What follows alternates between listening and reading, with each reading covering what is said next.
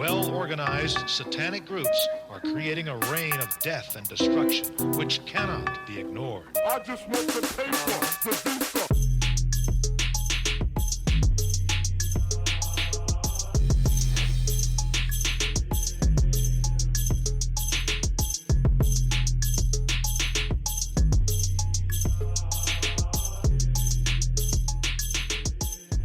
Rereading Gravity's Rainbow this week, chapter 12 of part 1 of Gravity's Rainbow this week, made me really realize how much harder part 1 was than I recall. I think a lot of the time people who have read Gravity's Rainbow like to consider part 4 the hardest part in the novel, and I think on some levels it is. I guess on a thematic level, actually trying to parse like chapter 6 in part 4, for instance, the one where there's all of the little snippets of Slothrop's broken mind traveling throughout the zone. Yeah, that is probably the hardest chapter along with the final chapter, but on a whole, part 1 I think is one of the most difficult by far, if not the most difficult part, especially for new readers. Rereading chapter 12, there are so many snippets jumping back and forth and epithets and all of these like random digressions into characters' histories who we don't even know of and who we probably won't hear about for a long time again. If you don't know these characters and if you don't know Pynchon's style, this shit is brutal. And I think it does a disservice to the book for a lot of people who like to say that if you just slow down and read it carefully, that it's not as hard as it's made out to be. That's a lie. And I guess that could make some people feel better. Yeah, technically, if you slow down and read something more carefully and don't worry about every single passage, it becomes easier, but that's true with every book on this earth, even something as mindless as Harry Potter, right? This is much easier if you read it slowly. Well, thanks for that. But given this is now my 5th time reading through Gravity's Rainbow, and I've written 180-something thousand words on the book and done annotations and all of this stuff, and I've now been talking through these chapters, I think if I can admit that it is harder than average, most people can. And this chapter, the reason I say this here is because this is one of the first chapters that I have read on this 5th reread that has truly stumped me at points. So bear with me as I stumble over ideas and probably repeat myself and all sorts of things. But to start off, we are in December 21st of 1944, which is a day after the previous chapter, which was on December 20th of 1944. That previous chapter being where Pirate Prentice masturbates and uses his semen to unlock the hidden message in CryptoSam that tells him that he needs to release Katya Borgesius in order to further the Slothrop plot. And also remember, this is the 4th now of 9 days that part 1 takes place through, where the 18th was those first few chapters, and there's the 19th, which is kind of takes place on most of the Pointsman and Roger Mexico and Jessica stuff. The 20th, which was the last couple chapters, and now we're on the 21st, which is the 4th of 9th days between the 18th and the 26th. So, to really begin all of this, we start back at the White Visitation. And we've heard of the White Visitation plenty of times right now. This is where Pointsman works. This is where Pirate Prentice works. Not Pirate Prentice. This is where Pointsman works and Roger Mexico works. Pirate's more just a general operative, but Roger Mexico and co. and a lot of the freaks who we have learned about, quote-unquote freaks, work at the White Visitation as a kind of proto-intelligence agency for Britain at the time. And they're more the ones who are conducting certain experiments to figure out how to continue to conduct psychological operations on the whole of Europe in order to make them, I guess, okay with the project that's going to stem out of World War II. And what we begin with is an origin story, I guess you could say, for the White Visitation. Where did all of this start? Well, what we know is that it was previously an asylum for mental patients, and in here there was a mental patient named Reg Lefroid. I think some people pronounce it Lefrade, like a French sort of pronunciation, but if you pronounce it Reg Lefroid, which you should, you get the hint that Freud, F-R-O-I-D, sounds the exact same as Freud, F-R-E-U-D, as in Sigmund Freud, and there's a reason for that. So Reg Lefroid leaves the White Visitation, or escapes the White Visitation, and looks over a bridge, and he is looking over when he's approached, and he's being told, well, don't kill yourself, don't give it all up. And he wasn't even thinking about it, but then all of a sudden he realizes, wouldn't it be nice to not be going through all of this chaos, everything horrible going on in the modern world, right? I'm held at a fucking mental asylum right now against my will. Why do I want to go back to that? And he jumps. And given his name being analogous to Sigmund Freud, this should call to mind the death drive. And the death drive is often misinterpreted as a desire to just kill yourself because of, I don't know, depression or for some other reason, some violence, some violent retribution, or maybe to kill others because you're angry about your life and then kill yourself. You could think of something like Columbine being the shooters having a form of death drive where they kill a bunch of people and then take themselves with it. But the death drive is not that. The death drive is the desire to return to peace, to nothingness, right? Yes, it might involve killing yourself, or it might just involve the desire to eventually die because of the world that you live in being such a chaotic and impossible to parse place where you can't get what you want or what you need. There are some song lyrics, but you can't get any of that. And so you have this desire to return to the one point in your existence, or I guess technically your non-existence, where none of that really mattered, or none of that really was there to bother you.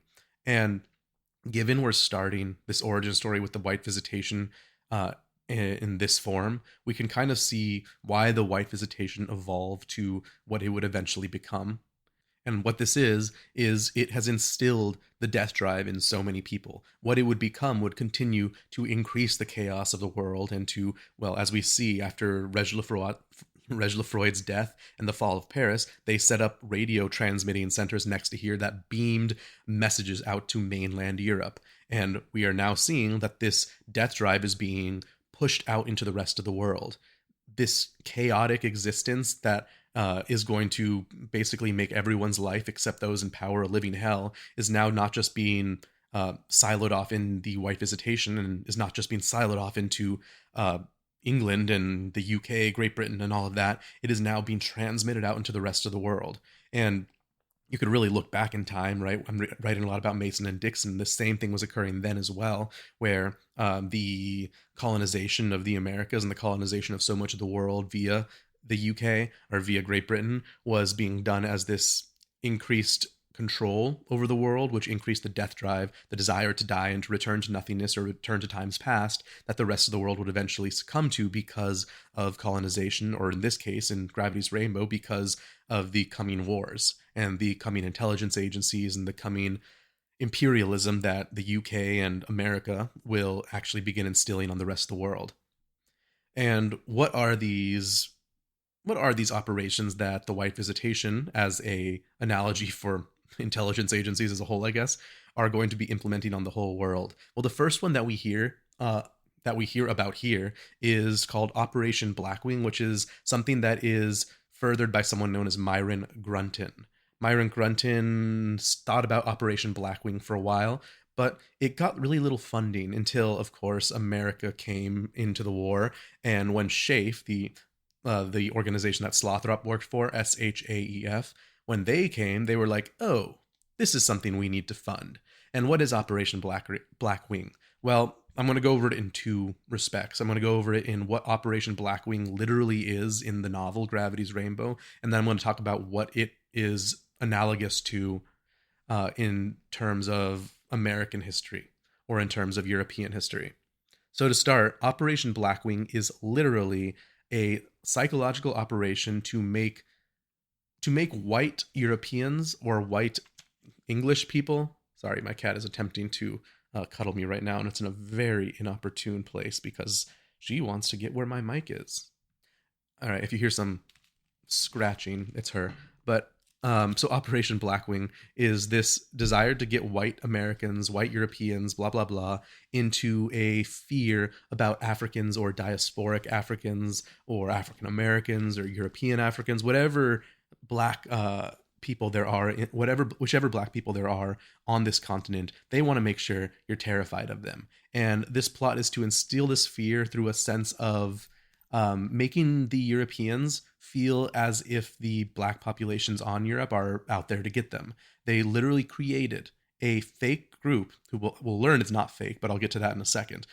Operation Blackwing created a fake group known as the Schwartz Commando, who they would make films about, who they would then distribute to Europe, maybe via these radio transmitters that we had just heard about. But it would be a group of black people, which is really people in blackface, who were trying to develop their own weapon system to fight back against the white Europeans who had wronged them.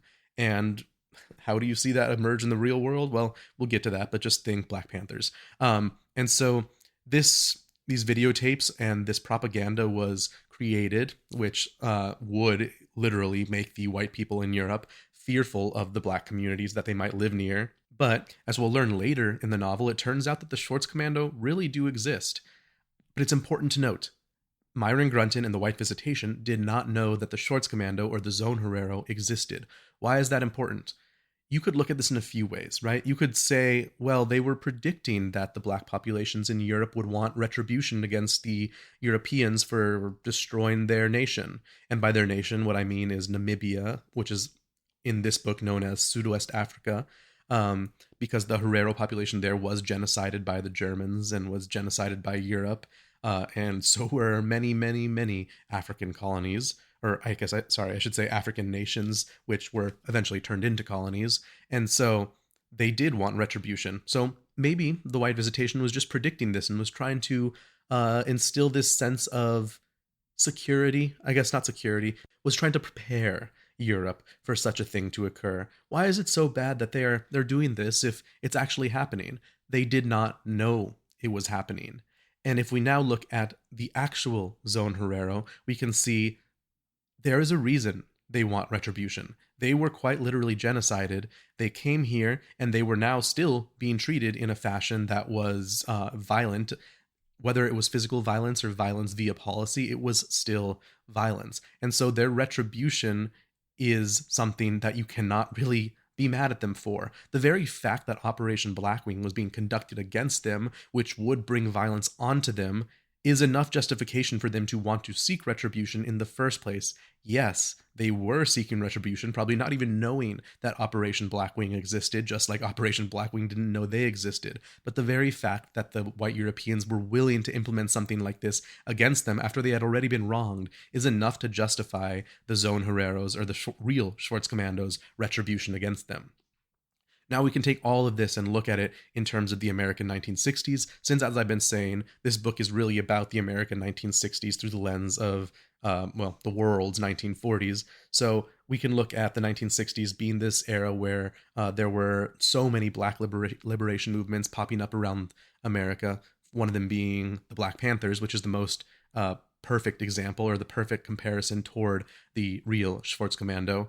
But you could also look at Martin Luther King and Malcolm X, both of whom were assassinated because of their beliefs and desires for black liberation, and especially Martin Luther King, who wanted peaceful black liberation until he realized that pure peace was not an option, and that's when he was killed.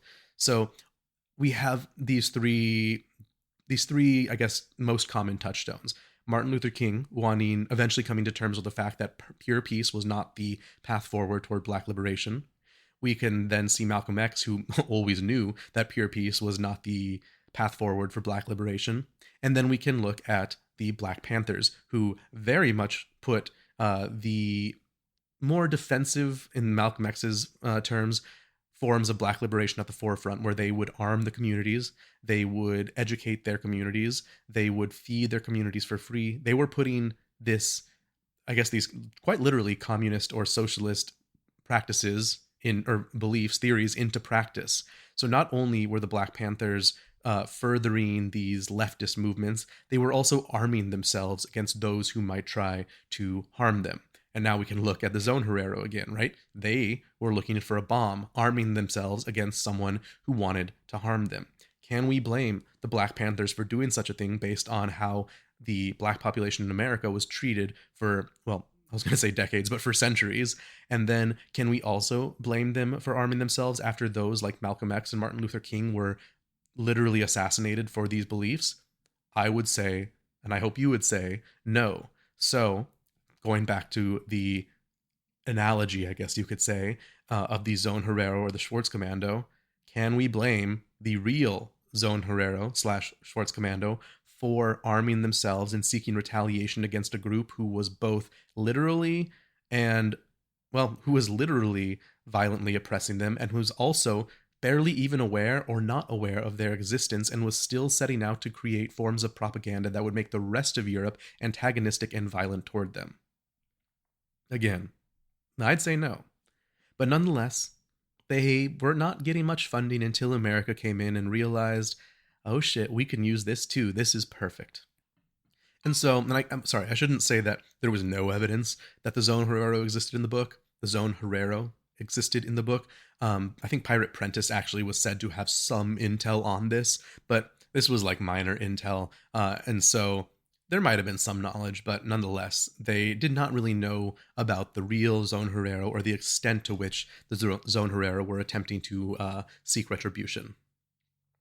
And all this is also why they put Slothrop through certain experiments in, I think, Chapter 10, where they put him through that Roseland Ballroom scenario. Although it really wasn't them putting him through the Roseland Ballroom scenario, it was them giving him sodium amytal as a form of truth serum, if you will. And he went through this sequence of Roseland Ballroom scenarios or memories because he was looking at his own views of race in America, of racial tensions in America. And what they were trying to do, because you could imagine that these were the visions he was having, but sodium amytal was also being used to kind of get certain answers out of him. So you could imagine that while he was having these visions, the reason he was having these visions was because they were questioning him about race in America.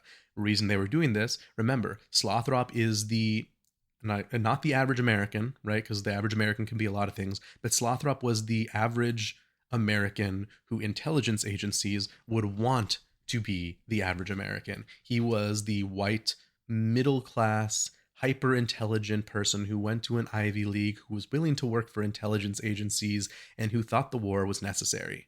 So they wanted to know, what does this type of person, think about black tensions or black and white tensions in America? And we learned that Slothrop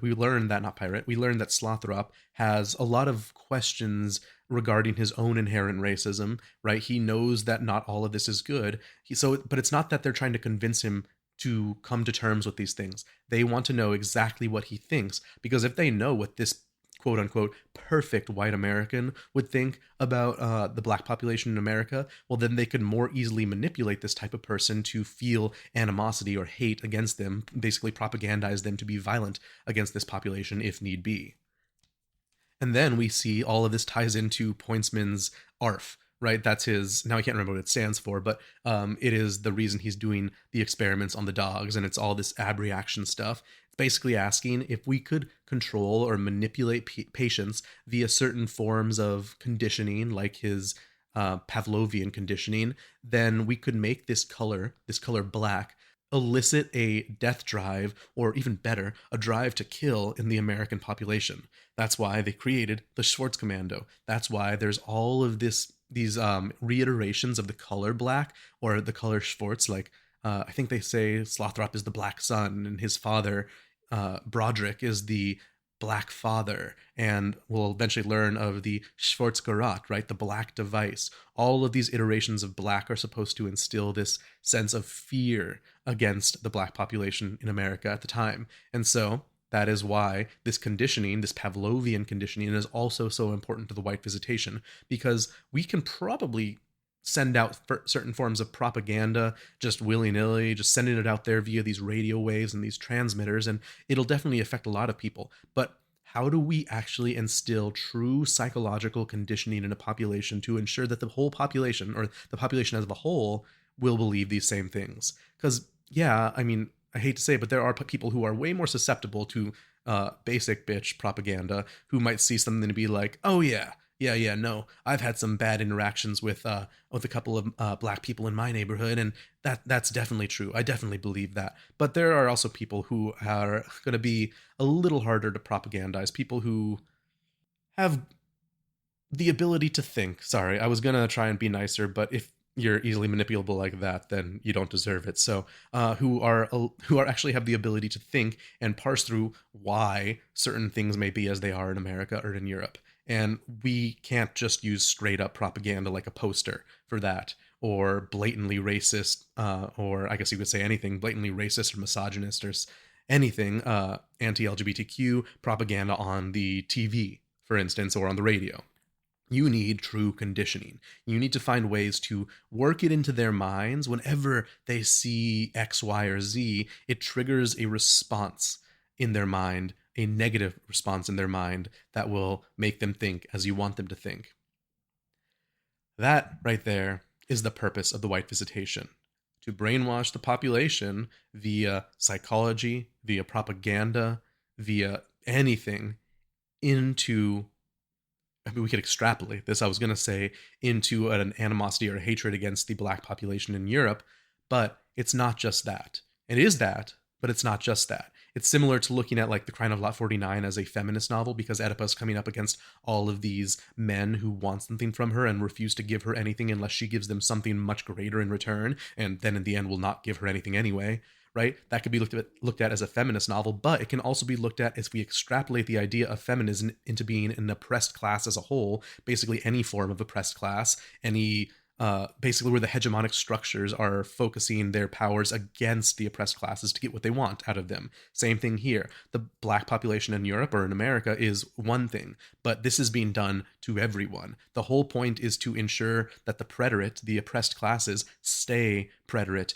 and exhibit symptoms or ideations of infighting rather than working against the elite class as a whole. That is the point of the white visitation. To make sure the preterite stay preterite, to make sure that the preterite keep fighting the preterite, the other types of preterite, the other quote-unquote colors or classes or religions or races or sexualities of preterite, while the elite population stays up on top, sending out those radio signals in an attempt to keep this system functioning as they want.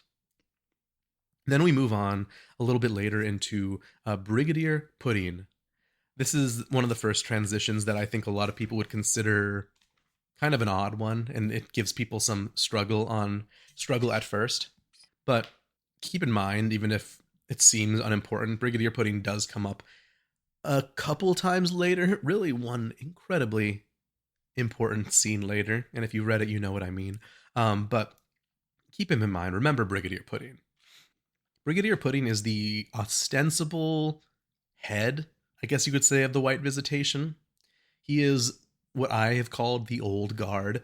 He's an old dude, and I don't call him the old guard because he's an old dude. I call him the old guard because he's one of the higher ups from times past who is now brought in to further the modern goals. He was in the trenches of World War I, and he was brought back in the war in the 1940s, pushing 80 years old, to now run this operation. And you might ask, why would someone this old, who remembers times that were more comprehensible, I'll get into what I mean by comprehensible, but who remembers times when war was war, into now times where we are conducting psychological operations? Because I don't think an 80-year-old man is going to come back into the war in the 1940s and now want to or be able to really run an organization that is using weird new forms of psychology and therapy and technological manipulation and propaganda to brainwash the rest of the world, right? He knew war. He didn't know all of this new fancy stuff. He knew war. So why was he brought back here to do this?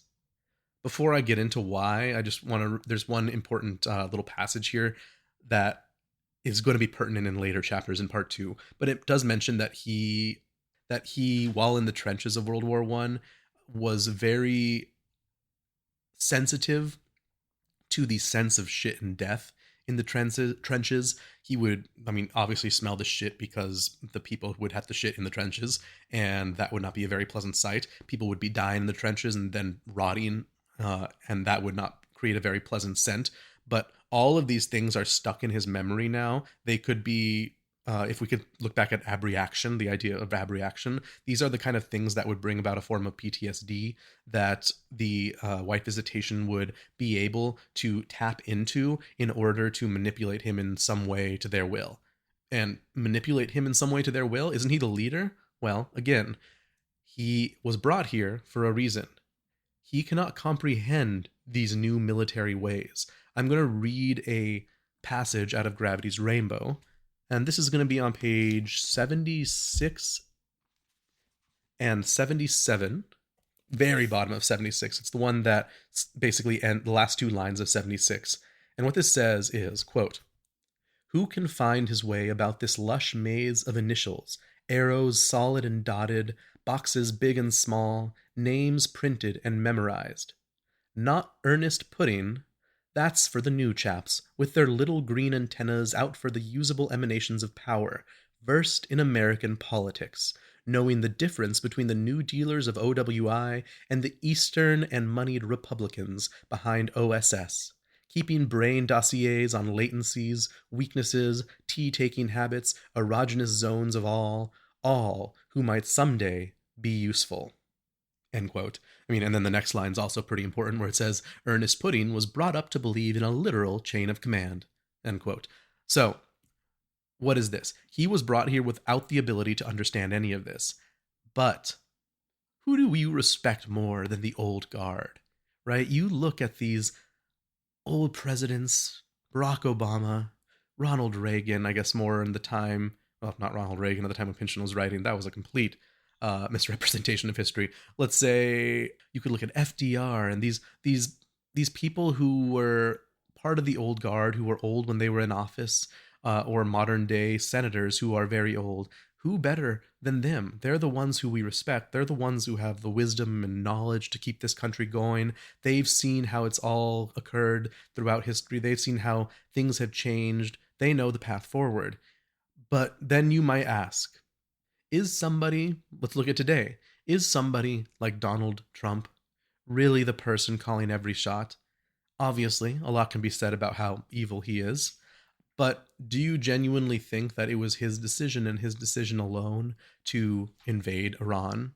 I would say he probably had very little to do with it, but he's the figurehead and he obviously wanted to do it. But there were a lot of things going on behind the scenes, a lot of things that might involve psychological operations or radio transmissions, quote unquote, that actually really led to this invasion, or that actually led to ICE being on the streets of the US in far greater and more dangerous numbers than there used to be. We have a figurehead who is the one who takes the blame. But everybody else working behind the scenes, those men with green antennas, or those men who fund the OSS, which again is the CIA in its older form, these are the ones who are really calling the shots. But having a figurehead, allowing this person to take the pulpit as they do every day, when they allow him to stand up there and read off his weird recipes and all of that, then the blame can be on him. It's also important, that line I mentioned where he believed in a literal chain of command. This is pretty similar to, I guess, if you looked at Mason and Dixon, their quote unquote great chain, which is the king on top, the people just below him, the people just below him, eventually getting down to Mason and Dixon, eventually getting down to other men on the survey party, and eventually getting down into the people who just live in America now, right? He believed in this literal chain of command, but this chain of command begins to change over time, over the course of history. We go from feudalism, where a chain of command like that would be a perfect representation, into something like now, where we have a figurehead who might not actually be the one with all the power. Even though we might look at someone like Donald Trump or during World War II, presidents like FDR or Harry S. Truman, they might not be the ones calling every single shot. So they might have been at the top in the 1700s when Mason and Dixon took place, but it's now more of a web than a chain. And so if he believes in this literal chain of command and still believes in it, then it would be a lot harder for him to see this web that's actually surrounding him, where he is just being used as this figurehead. And so I'm going to read this one last passage. It's at the bottom of page 77. It's starting a little bit into that last page on the bottom of 77. It says, had he known at the time it would mean the white visitation, not that he'd expected a combat assignment, but wasn't there something mentioned about intelligence work?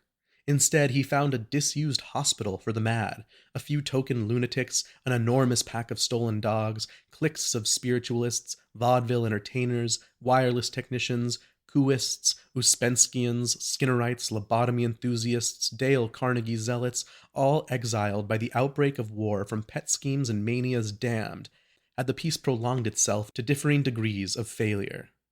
But their hopes now focusing on Brigadier Pudding and possibilities for funding, more hope than pre-war that undeveloped province ever offered. So he thought, well, I'm not going to be rehired for the combat scenarios. I'm 80 years old, but what about intelligence work? And this is intelligence work, is the funniest part. This is very much intelligence work, but it's hard for someone in the old guard who used to believe intelligence work to be something like strictly gathering intel from the enemy via, I don't know, whatever means, code talkers and that kind of and that sort of thing, to intelligence work now that involves crazy manipulative psychological operations that require these scientists, like it was mentioning at the end, like Uspenskians or Freudians or Pavlovians, all of these things coming together to manipulate the population into their will. Intelligence work is no longer intelligence purely on the enemy. And when I say the enemy, I mean the actual enemy, the armies of the opposing side. No, now intelligence work is for that, so we can win the war. Not that that's really the main goal, but intelligence work is now also to affect the population as a whole, the innocent, non combative population throughout the world.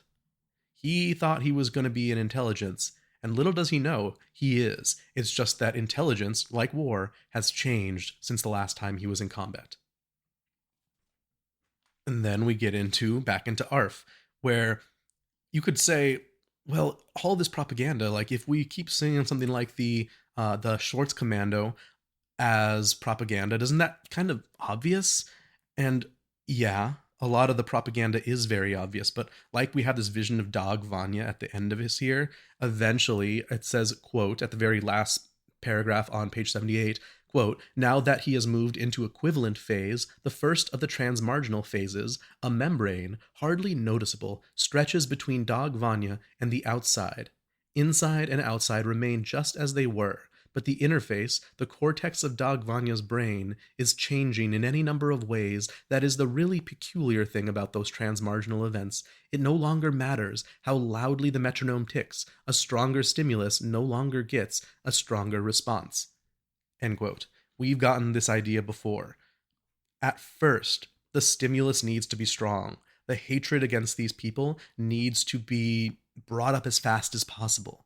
But eventually, as that idea is reinforced in people's minds over and over again, that they begin to think it, the stimulus becomes less and less. We no longer need blatant propaganda to make us hate the Black Panther Party, right? By the time the Black Panthers come around, that hatred and that bigotry and that stereotyping has been ingrained so far in the memory of the American person or the European person that we no longer need blatant propaganda like blackface or like the what do you call them in Mason and Dixon if we're talking about the Native American population, the Captives' Tales, or what's that film, The Birth of a Nation, right? You don't need those incredibly blatant and obvious forms of propaganda. All you need is a little light reminder here and there, a little article in the news that says something.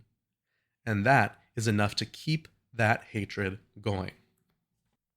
And all of this is perfectly represented at the end here when we meet a character named sorry if I'm pronouncing this wrong, Dr. Rosalvogi. That's spelled Rozsavolgyi, with an accent over the O, the first O, and an umlaut, the two dots, over the last O. That's Dr. Rosalvogi. He's described in a few ways. He's violently anti-Soviet, and if we're talking about a population who we want to be propagandized against, well, the Soviets is a big one. They really wanted that, and all of this anti-black stuff is going to be very analogous to the anti-Soviet propaganda that is occurring, well, not only in the 1940s, but also onward into the 50s and 60s and 70s, in which Pynchon is writing about. So we can definitely see how it tracks there. But importantly, Rosalvogi is a character who... Well, let me read this. At the top of page 81, it says, Dr. Rosalvogi tends to favor a powerful program over a powerful leader. Maybe because this is 1945. It was widely believed in those days that behind the war, all the death, savagery, and destruction, lay the Führer principle. But if personalities could be replaced by abstractions of power, if techniques developed by the corporations could be brought to bear, might not nations live rationally? And this is part of the point right here as well. He prefers a strong program over a strong leader. We need a strong leader because that's what we believe in, but the program that exists behind all of this is what someone like Dr. Rosalvogi is trying to implement or trying to bring about. I think it's pretty interesting, though, that Dr. Rosalvogi is the one who has this belief, because this to me seems like, I guess you could say that's part of my view of how power works in this novel, but to me, I see like Ned Pointsman being kind of at the top of the White Visitation. So this would be something who is like running stuff, their belief. Rosal Vogie is important in the novel, but he only comes up a few times, and it doesn't seem like he is all that important on terms of chains of command, quote unquote. But maybe he is one of these characters who has way more power than even the reader is led on to believe, who is doing more manipulating in the background of things. Because if he's the one who wants the leader there as a figurehead and a figurehead only, then he wants the program to be the thing that's actually running things. Maybe he's more near the top than we think. And we can kind of see that here, where he's described also as a vampire, with Slothrop being his prey. He wants to give Slothrop these tests. He's talking about the MMPI and Rorschach kind of blot tests, at least things of that sort. He's saying here at the bottom of 81 onto 82, precisely, quote, precisely why we are now proposing to give Slothrop a completely different sort of test. We are now designing for him a so-called projective test, the most familiar example of the type. It is the Rorschach ink blot. The basic theory is that when given an unstructured stimulus, some shapeless blob of experience, the subject will seek to impose structure on it. How he goes about structuring this blob will reflect his needs, his hopes, will provide us with clues to his dreams, fantasies, the deepest regions of his mind. And then moving on through a bunch of non-dialogue, we'll get to the next page on 82, where it says, quote, so, we are really quite in agreement, Reverend Doctor. A test like the MMPI is, in this respect, not adequate. It is a structured stimulus. The subject can falsify consciously or repress unconsciously. But with the projective technique, nothing he can do, conscious or otherwise, can prevent us from finding what we wish to know. We are in control. He cannot help himself. End quote.